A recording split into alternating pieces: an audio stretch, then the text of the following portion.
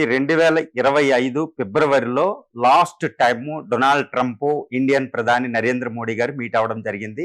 తర్వాత ఇప్పుడు 16 నెలల తర్వాత ఫ్రాన్స్ ఏవియన్ అనే ఒక రిసార్ట్ దగ్గర G7 సైడ్ లైన్స్ లో ఇద్దరు నేతలు ప్రపంచంలోనే అతిపెద్ద ప్రజాస్వామ్య దేశాలైన యుఎస్ ప్రెసిడెంట్ ట్రంప్ తో ఇంకొక ప్రపంచంలో అతిపెద్ద ప్రజాస్వామ్య దేశం ర్యాపిడ్ గ్రోత్ అవుతున్న ఇండియా ప్రధాని నరేంద్ర మోడీ గారు మీట్ అవ్వడం. ఎంటైర్ G7 లోనే ఒక హైయెస్ట్ ఒక టాప్ మోస్ట్ డిప్లొమాటిక్ మీటింగ్ ఇదే అని చెప్పొచ్చు అనమాట. ఎందుకంటే all eyes on these two leaders, Narendra Modi next Donald Trump. కాకపోతే ఇది 16 నెలల తర్వాత జరిగిన ఒక సమావేశంగా చెప్పొచ్చు. ఎన్నో అనుమానాలతో ఎన్నో మనస్పర్ధలతో అసలు ట్రస్ట్ అనేది ప్రైమ్ మినిస్టర్ నోట్లో ఒక ప్రైమ్ మినిస్టర్ పదాల్లో చెప్పాలంటే నో ట్రస్ట్ అన్నమాట.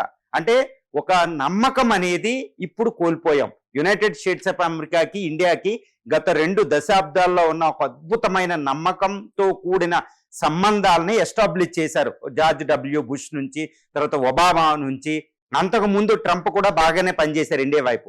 కానీ ఇప్పుడు రెండవసారి ట్రంప్ ఏంటంటే ఇండియాకు ఒక ఎనిమిగా మారిపోయారు. కాబట్టి ఇండియా యునైటెడ్ స్టేట్స్ ఆఫ్ అమెరికాల మధ్య అపనమ్మకం అనేది, నమ్మకం లేమి అనేది ఎక్కువగా కనిపిస్తుంది. ఇలాంటి సందర్భంలో నరేంద్ర మోడీ గారు ఒక రకంగా చాణుక్య డిప్లొమసీ అని అయితే నేను చెప్తాను.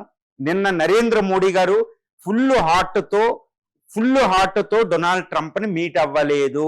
కాకపోతే ఇండియా అనేది మల్టీ అలైన్మెంట్ లో భాగంగా అన్ని దేశాలతో సంబంధాలు ఉండాలి అని ఒక పాలసీ ప్రకారం, ఒక వ్యూహం ప్రకారం యుఎస్ ని మీట్ అవ్వడం జరిగింది.